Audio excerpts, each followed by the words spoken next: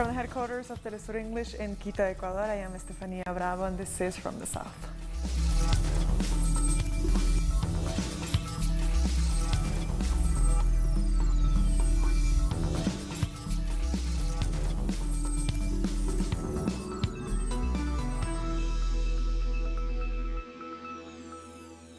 Tens of thousands of Argentinian teachers and students have walked out of classes in Buenos Aires to protest against the government's education policies. They're demanding for more funding for public education amid a crippling austerity plan. Teachers are also asking for an increase in pay to offset rising inflation. President Mauricio Macri has offered to boost pay by 15%, but teachers have rejected the move. We are talking about teachers receiving the same wage as in December 2017. But today, the inflation has reached practically to 50%. Our salary hasn't changed at all. As Edgardo mentioned in the report that we're going to see later, a teacher in Argentina was kidnapped and tortured because she organized soup kitchens in the city of Moreno. Corina de Boris had been receiving death threats since last week for her social work. On Wednesday afternoon, she was kidnapped by unknown assailants. A bag was placed over her head, and the words "No Soup Kitchens" were carved on her stomach. She had previously protested for better conditions in public schools. The teachers' union has strongly condemned this attack.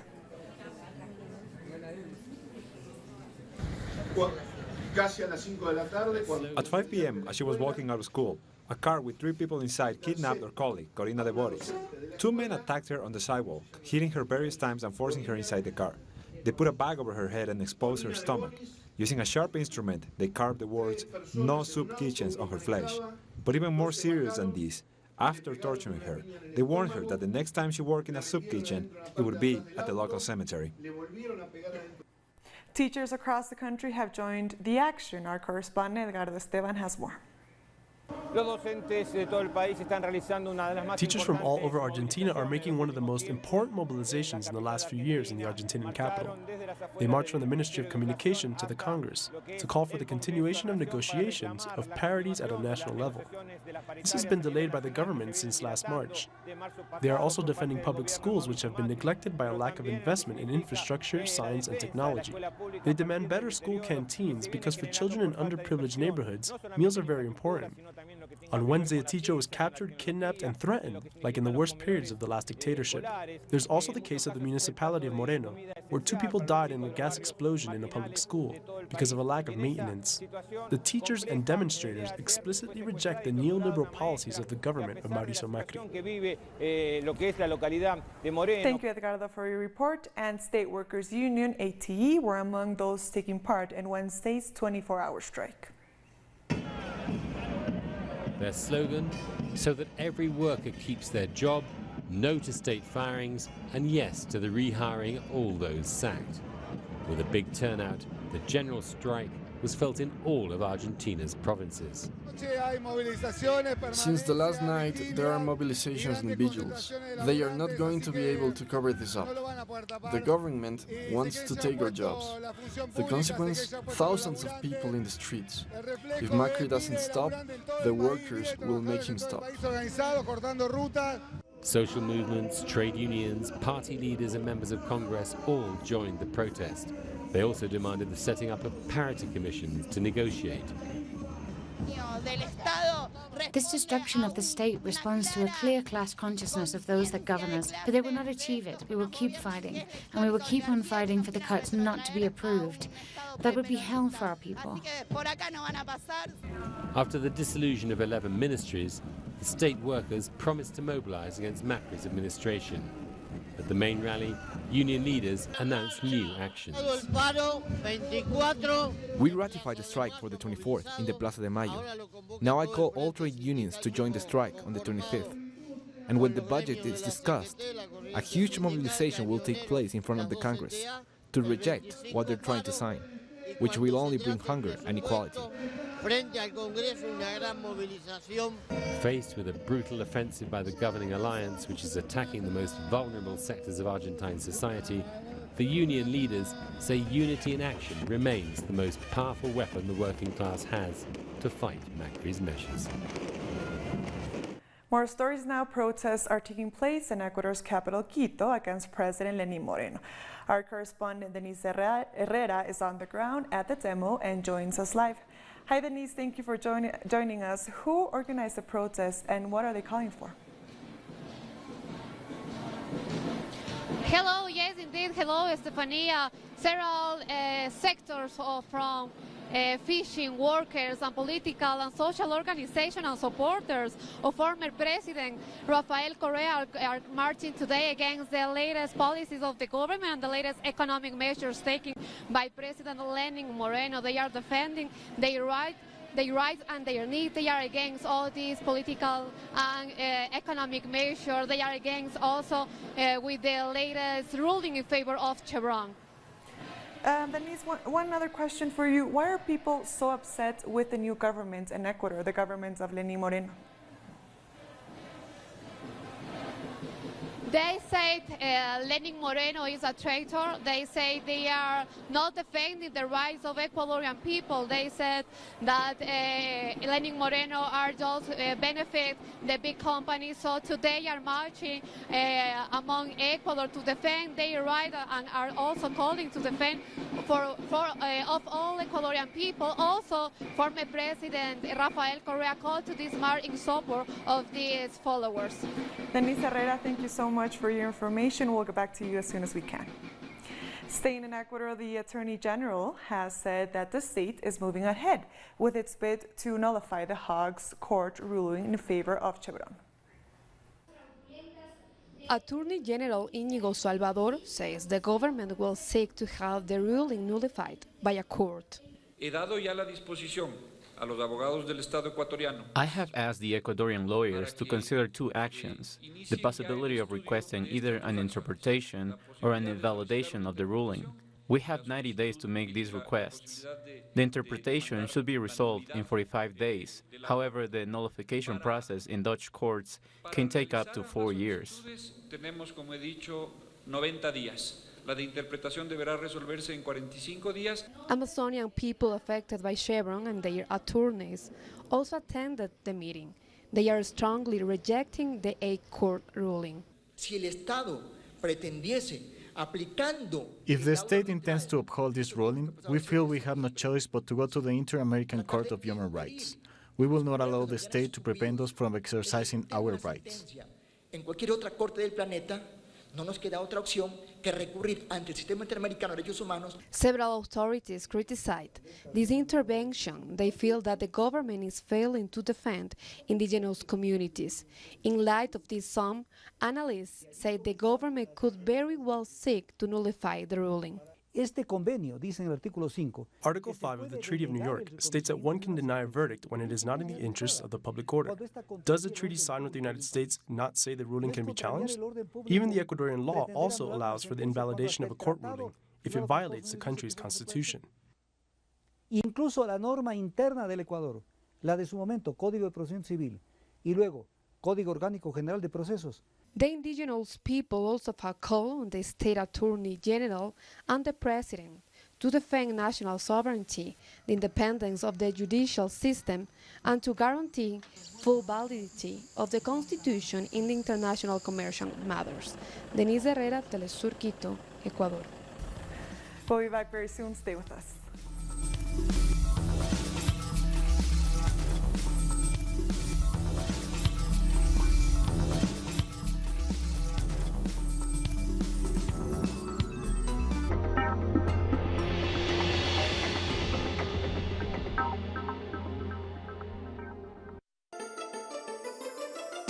The ruling world order has always subjugated the masses. But who are the actors behind every move? What are their real interests? We analyze every move on Critical Move. Weekdays, only on Telesur.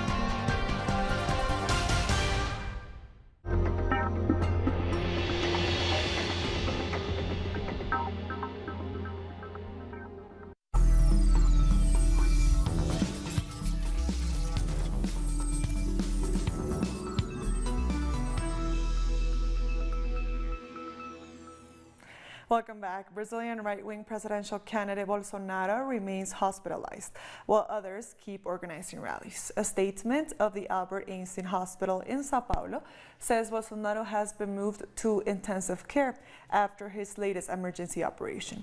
In the meantime, Ciro Gomes of the Democratic Workers' Party talked to students, while Geraldo Alckmin of the Social Democratic Party of Brazil met vendors in Rio de Janeiro. It's a center for peace and a center for business, employment, opportunity and revenue. I am from Sao Paulo, but I love with Rio de Janeiro. We are going to work together to recover Rio de Janeiro. Costa Rica is into its fourth day of national strike. Demonstrations continue in the streets as citizens demand a public consultation on the new economic measure. On Wednesday, police broke into the National University, arresting and beating protesting students. Our correspondent, Fernando Francia, has more from San Jose. The fourth day of the indefinite national strike has taken an unexpected twist. Police showed extreme brutality when they forcibly entered the University of Costa Rica, following students who had been protesting outside. The police followed protesters into the campus, completely bypassing university authorities. The dean of the university will meet the president later to try and find a solution to the issue. Trade unions and worker groups have condemned the excessive violence of police and continue to ask for an open dialogue with the government. Thank you, Fernando Francia, for your report. And in Guatemala City, demonstrators are protesting against the excessive police force used during Wednesday's protest. Indigenous communities took to the streets to protest the expulsion of the International Commission Against Impunity. President Morales responded by deploying a 2,000-strong special anti-terrorism unit. Also planned for Wednesday is a student march in Guatemala City as part of a week of action called by 60 social movements. My message to President Morales is that time has come to step down. He needs to resign. The people don't want him in power anymore. He doesn't represent us. Enough repression, enough persecution, enough criminalizing of the people. We don't have any money. Our roads are breaking down. The schools are falling apart. The minimum wage is not enough to buy basic goods.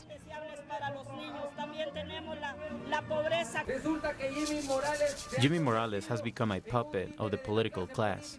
Congress, the military, and those in the upper class are using him. He is in no position to govern. We want a country that is for everyone. We do not want corrupt officials to be in charge anymore. They have stolen so much from us. Poverty and malnutrition rates skyrocket, while education rates drop. And yet, Jimmy Morales wants to remain in power. We demand he step down. We do not want him anymore. Antigua and Barbuda's government has said that its exclusion from the visa renewal waiver with the U.S. is based on its support for Venezuela. The cabinet held a discussion on Wednesday on the United States government's decision to exclude citizens from Antigua and Barbuda, Dominica, and St. Vincent, three of the OACS countries, from an announced waiver which eliminates the need for citizens to pay in-person visit to the Barbuda's embassy in order to renew visitor visas. The mayor of Puerto Rico has criticized President Donald Trump for remarks he made about last year's hurricane. Trump had said his administration's response to Hurricane Maria was an unsung success. Mayor Cruz told Reuters that Trump does not get it and that unfortunately people died because of that. An estimated 3,000 people died in Puerto Rico as a result of the storm, which knocked out all power to all 3.4 million residents. The world has seen, and the majority of the American people have seen, how neglectful he was towards the people of Puerto Rico. If he calls a success or an unsung success 3,000 people dying on his watch, definitely he doesn't know what success is. In response, U.S. President Donald Trump took to Twitter to reject the death toll once again. He wrote, quote, 3,000 people did not die in the two hurricanes that hit Puerto Rico. When I left the island after the storm had hit, they had anywhere from 6 to 18 deaths. He went on to accuse the state's authorities of exaggerating the death account. On October 1st, the International Court of Justice will rule on the Bolivia-Chile border dispute. Bolivia brought the case to the ICJ in 2013 in an attempt to gain sovereign access to the waters it lost after the 1879 Chilean invasion. President Evo Morales looks forward to a resolution. He believes it would be a new start for both Bolivia and Chile. October 1st will be the start of a new history for Bolivia and Chile. We will forge new diplomatic relations. Accords will be fulfilled and we will begin to solve our pending issues. We are neighbors with Chile. We are brothers, and those bonds last forever. I'll be back very soon. Stay with us.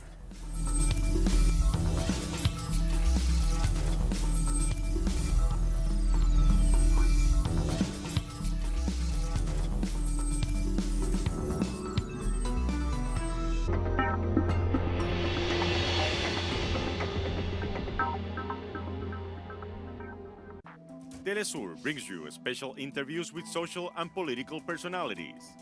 Monday, from Washington. Tuesday, from Mexico. Wednesday, from Caracas.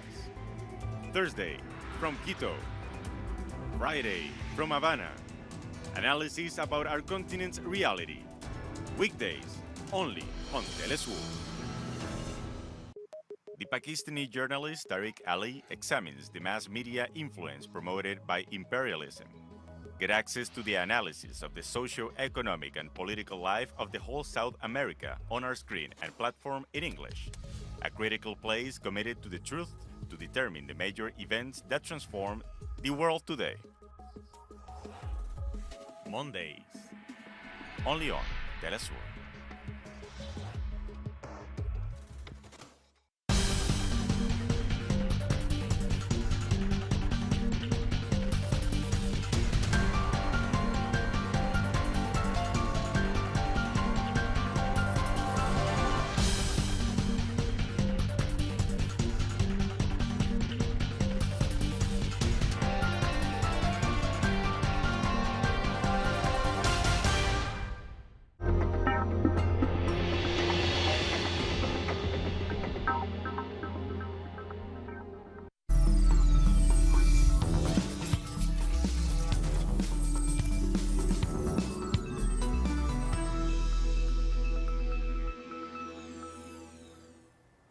Welcome back. Venezuelan President Nicolás Maduro is in China to discuss political and economic cooperation. Let's hear more on the visit from our correspondent in Beijing. Just moments ago, President Nicolás Maduro landed in China for a 3-day visit. There, he will be meeting with President Xi Jinping in the Great Palace of the People, the government's headquarters. President Maduro will pay his respect in front of the monument of the people's heroes located at the Tiananmen Square, which is China's political core. He will also visit the mausoleum of Mao Zedong, China's historic leader. Maduro will hold talks with the representatives from different Chinese institutions and companies. Venezuela's head of state was received by China's vice chancellor. President Maduro arrives in China after the successful visit of Venezuela's Vice President Delcy Rodriguez to the country. She stated that China and Venezuela are two economies with similar development strategies which defend multilateralism and create new markets. Rodriguez also said that both countries look forward to increased bilateral cooperation. China and Venezuela are expected to sign agreements, especially after the creation of the Mixed Cooperation Commission between both countries. That's all we can tell you for now. We'll keep you posted. Thank you, Isaura, for your report. And an alert system is in place warning Syrian civilians of airstrikes. This as the government prepares for the final hit to expel rebels from Idlib. The software processes data which calculates a plane's trajectory. It then sends a warning on Facebook, Telegram messages, and tweets.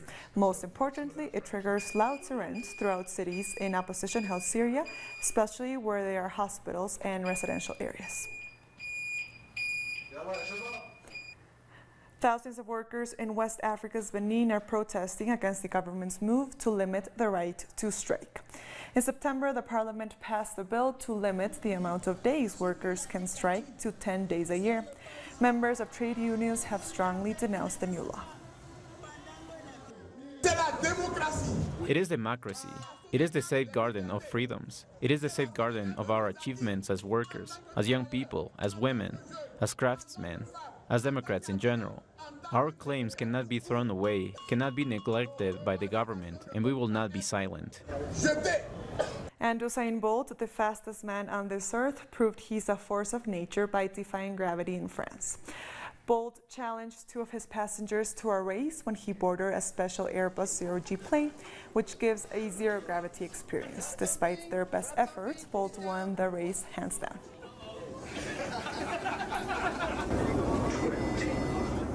And with that story, we've come to the end of this news brief. These and other stories, as always, you can find them on our website at telesurtv.net/English. And also join us on social media, on Facebook, on Twitter, and on Instagram. For Telesur English, I am Estefania Bravo. Thank you for watching.